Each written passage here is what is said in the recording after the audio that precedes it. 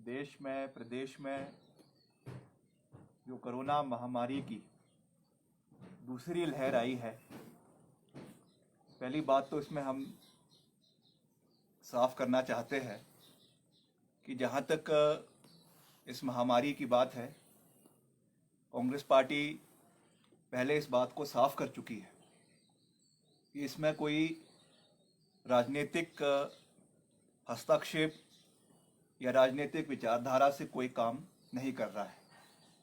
हमने हमेशा, जहाँ तक प्रदेश की बात है, विपक्ष में रहते हुए इस महामारी के दौर में सरकार का समर्थन करने का प्रयास किया है, क्योंकि ये एक ऐसी वैश्विक महामारी है जिसमें हम सबको मिलकर मानवता को जिताना है, प्रदेश को जिताना है, देश को जिताना है।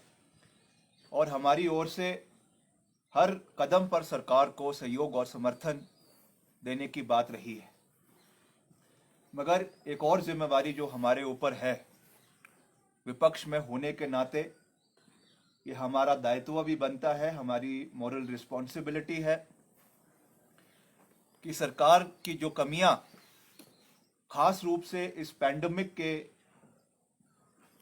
रूप से अगर हम प्रदेश के अंदर देखें, देश में तो है ही है, मगर अगर हम प्रदेश की बात भी देखें तो मैं समझता हूं कि जो दूसरी महामारी, क्योंकि ये सेकंड फेज है, फर्स्ट फेज में कहा जा सकता था कि ये कमी सरकार की या ये सबकी कमी है, क्योंकि उस समय फर्स्ट फेज में ये चीज़ प्रदेश देश के अंदर आई, दुनिया में आई, किसी को इसके बारे में ज्ञात नहीं थी, नॉलेज नहीं थी, चाहे वो सरकार थी, चाहे वो डॉक्टर्स थे, पैरामेडिक्स थे, जितनी रिक्विजिट नॉलेज होनी चाहिए थे वो नहीं थी। मगर जो ये सेकंड वेव आज पूरे देश में, प्रदेश के अंदर जो तबाही मचा रही है, इसमें एक बहुत बड़ा कारण सरकार की लापरवाही की वजह से आज हमको ये चीज़ें प्रदेश के अंदर देखने को मिल रही है। अगर आज से 3 महीने पहले भारतीय जनता पार्टी के बड़े बड़े नेता अगर अपने को विश्व गुरु बनाने से ज़्यादा ध्यान इस सेकंड वेव को लड़ने में देते और साइंटिफिक तरीके से जो हमारे मेडिकल एक्सपर्ट्स हैं, डॉक्टर्स हैं, उनका पैनल बना के उनकी बातों को, उनकी चेतावनियों को सुनते, तो आज हमको ये दिन और ये नौबत जो आज देश प्रदेश में आई है वो हमको देखने को नहीं मिलती। मैं फिर से उस बात को दोहरा रहा हूँ कि मैं केवल यहाँ पे सरकार की कमियों को या सरकार की निंदा करने के लिए उपस्थित नहीं हुआ हूँ, मगर अगर हम विपक्ष में रहते हुए इन कमियों को नहीं उठाएंगे, या जो ऑक्सीजन की कमी है, वेंटिलेटर्स की कमी प्रदेश में देखने को मिल रही है, हॉस्पिटल बेड्स की कमी देखने को मिल रही है, अगर हम उन चीज़ों को नहीं उठाएंगे तो जनता को उसके बारे में कैसे मालूम होगा, ये एक बहुत बड़ा प्रश्न चिन्ह है। तो हमको निश्चित तौर से समय समय पर इस चीज़ पे भी अपना ध्यान एकत्रित करने की आवश्यकता होती है। आज का ही जो आंकड़े है कि पिछले 24 घंटे में जो है 61 नई डेथ्स हिमाचल प्रदेश के अंदर हुई है। 530 नए मामले हिमाचल प्रदेश में पिछले 24 घंटे के अंदर आए। और जो सबसे बड़ा दुर्भाग्यपूर्ण बात है कि डिजिटल इंडिया की बात की जाती है, चाहे वो वैक्सीनेशन की बात हो। आज युवा हर जगह से हमको ये फीडबैक आ रहा है कि वो ऑनलाइन जो कोविन पोर्टल है उसमें जाते हैं और आंख जो है झपकते जो है वो पोर्टल बंद हो जाता है। उसमें जिस तरीके से वैक्सीनेशन पूरे प्रदेश में बराबर होनी चाहिए वो नहीं हो रही है। एक और हम कहते हैं, ये सरकार कहती है कि मिनिमम गवर्नेंस होनी चाहिए और मिनिमम गवर्नेंस होनी चाहिए, और हमको पंचायतों को मजबूत करना है। और इसमें जहाँ तक वैक्सीनेशन की बात है, आपकी पंचायत लेवल पे जो ये वैक्सीनेशन होनी चाहिए थे, उसमें सरकार की ओर से कोई दिशा निर्देश जो है इसके लिए जो है वो नहीं दिए गए। ये वैक्सीनेशन बहुत धीमी गति से चली हुई है। अभी तक जो है केवल आपके जो टारगेट लिया गया था 2,18,280 वैक्सीनेशन का, अभी तक केवल 40,300 340 वैक्सीनेशन जो है प्रदेश के अंदर हो पाई है। ये हम जो है नेशनल आंकड़ों से बहुत पीछे चले हुए हैं। और मैं ये भी कहना चाहूँगा कि आज हमारे दो एक्सपर्ट्स, चाहे हमारे एम्स के डायरेक्टर हैं डॉक्टर गुलेरिया, हमारे पीजीआई के डायरेक्टर हैं डॉक्टर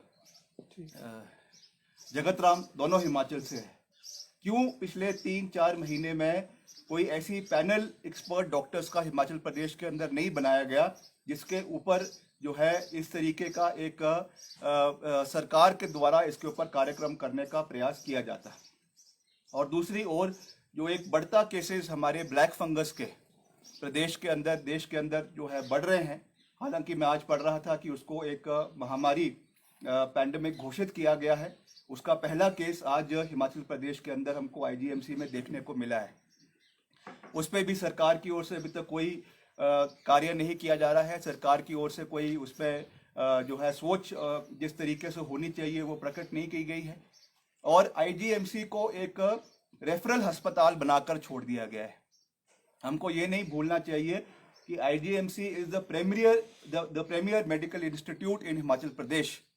आज के अखबार में ही ये खबर छपी हुई है कि हिमाचल प्रदेश के आईजीएमसी में जो 3000 केसेस लगभग जो महीने के होते थे, अब वो कम होके केवल 700 तक प्रदेश के अंदर रह गए।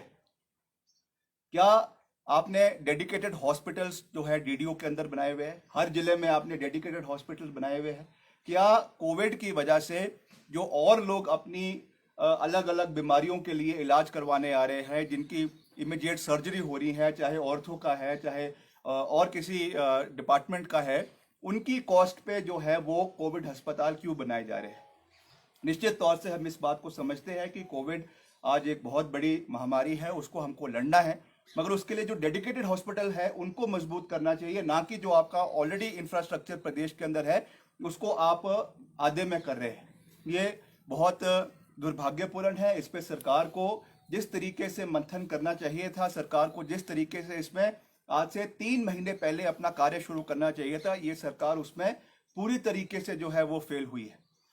और जो हमारे माननीय स्वास्थ्य मंत्री है वो कहीं नजर नहीं आते हैं। लोगों के बीच में हर जगह बातें की जाती है कि हम संवेदनशील सरकार है, लोगों के बीच खड़े हैं, मगर आज तक हमको स्वास्थ्य मंत्री लोगों के बीच में जाते हुए दिखाई नहीं दे रहे। तो निश्चित तौर से ये सरकार का, जैसे हमने पहले भी कहा है, ये केवल एक पलटू राम सरकार है।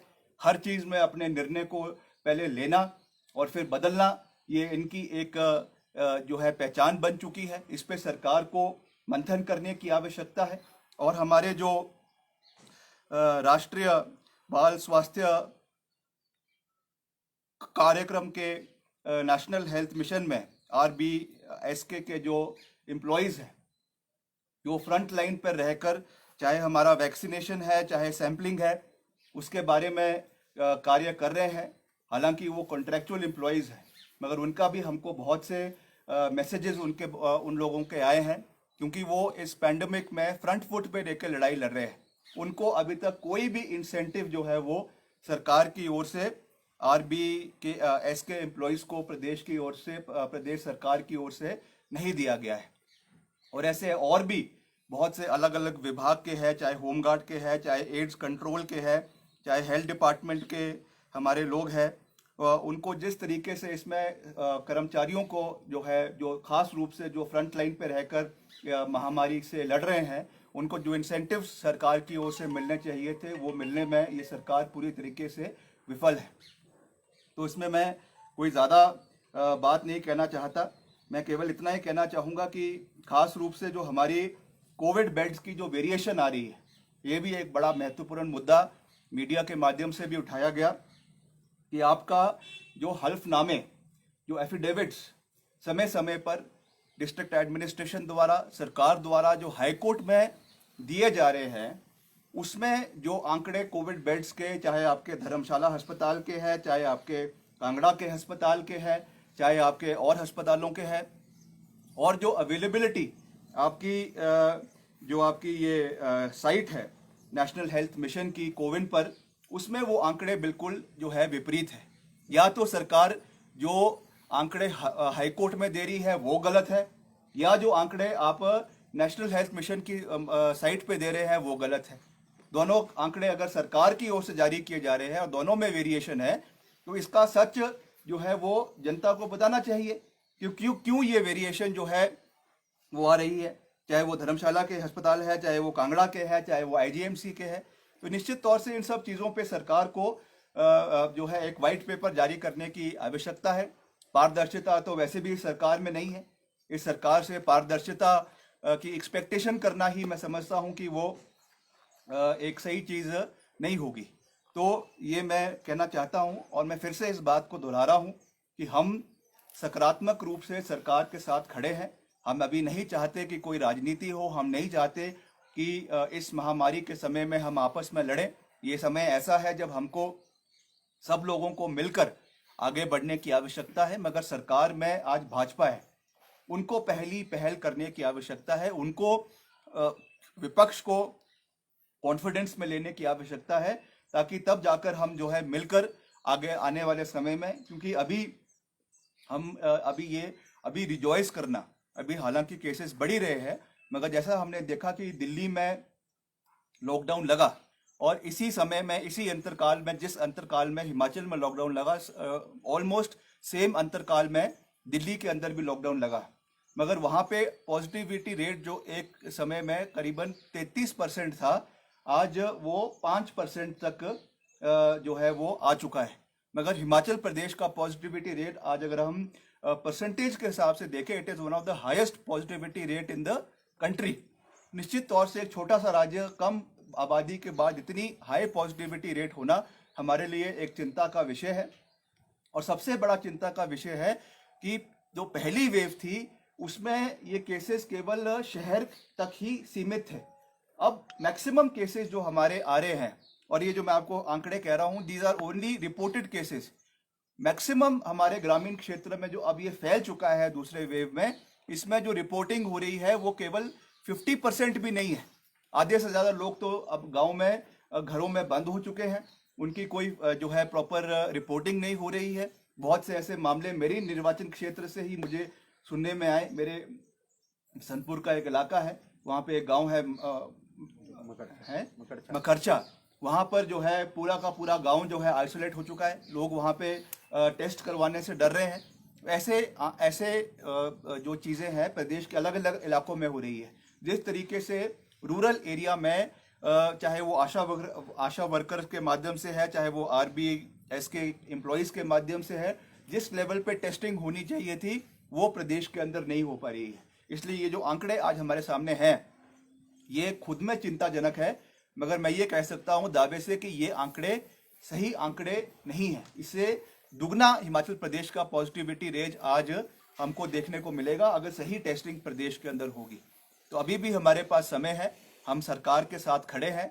हम अपनी ओर से भी आज कांग्रेस के जो हमारे पूर्व प्रधानमंत्री हैं स्वर्गीय राजीव गांधी जी, उनका आज उनकी पुण्यतिथि है, और उसके ऊपर हमने जो ड्राइव पूरे प्रदेश में कांग्रेस पार्टी द्वारा चलाई जा रही है, उसके अंतर्गत हमने अपने निर्वाचन क्षेत्र में भी जो है ये ड्राइव हम जो है चला रहे हैं, चाहे सैनिटेशन की है, चाहे उनको हेल्थ किट्स बंटवाने की है।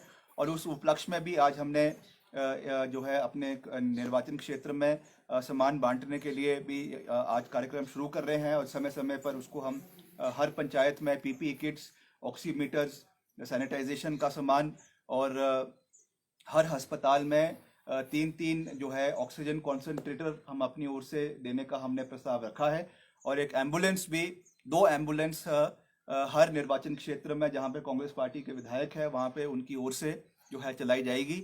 आज मैं भी यहाँ पे ये आप लोगों के माध्यम से कहना चाहूँगा कि हमने भी ये निर्णय लिया है कि ऐसी 2 एम्बुलेंसेस जो है वो हमारी निर्वाचन क्षेत्र में भी चलाई जाएगी। उसके लिए एक अलग से हेल्पलाइन जारी की जाएगी, और 24 घंटे वो एम्बुलेंस जो है वो रोगियों के लिए उनको अलग अलग इलाकों से, चाहे वो PHC CHC तक लाने की बात है या उनको शिमला अस्पताल लाने की बात है, उसके लिए हम अपनी सेवाएं जो है वो देते रहेंगे। देखिए मैं देखते जिस तरह से मुख्यमंत्री लगातार जो है पंचायत प्रतिनिधि हो या धार्मिक संस्थाएं हो, अन्य जो लोग हैं उनके साथ वीडियो कॉन्फ्रेंसिंग के जरिए जो है स्थिति का जायजा ले रहे हैं और उनसे सुझाव भी ले रहे हैं। क्या ये नहीं लगता आपको कि जो विधायक है उनके साथ भी मुख्यमंत्री को यानी इस तरह की यानी वर्चुअल बैठकें करनी चाहिए, और जो क्योंकि हर विधानसभा से जो फीडबैक अगर देगा तो विधायक होता है वो उसको पूरी यानी क्या दिक्कतें भी आ रही, वैसा कुछ करना चाहिए था मुख्यमंत्री को पहल निश्चित करनी? तौर से करना चाहिए था। सबसे अच्छा मैं समझता हूं कि अगर कोई फीडबैक अपने क्षेत्र का कोई व्यक्ति दे सकता है तो वो वहां का विधायक दे सकता है, चाहे वो पक्ष का हो चाहे वो विपक्ष का हो। मगर इसमें भी जिस तरीके से राजनीति हो रही है, वो सीधे पंचायत के प्रतिनिधियों से बात कर रहे हैं और विधायकों से बात करना मुख्यमंत्री जी ने वाजिफ नहीं समझा। मैं समझता हूं कि ये जो उनका नारा है सबका साथ सबका विकास, उसके विपरीत ये कार्य जो है वो प्रदेश के अंदर हो रहा है। ये बहुत दुर्भाग्यपूर्ण है। जैसा मैंने कहा कि इस महामारी में हमको सब लोगों को साथ लेने की आवश्यकता है और ये पहल विपक्ष की नहीं होनी चाहिए, ये पहल सरकार की होश से होनी चाहिए। सरकार और मुख्यमंत्री को ये इनिशिएटिव लेना चाहिए कि वो ऑनलाइन सभी विधायकों से बात करें और वहाँ की जो वास्तविकता की परिस्थिति जमीन स्तर पे है उसके बारे में जाने और फिर उसके बारे में जो है वो कार्य करना शुरू करें। विक्रमादित्य जी, जिस तरह से डॉक्टर आपने कहा काम कर रहे हैं, पैरामेडिकल स्टाफ है, नर्सेस काम कर रही है, ऐसे में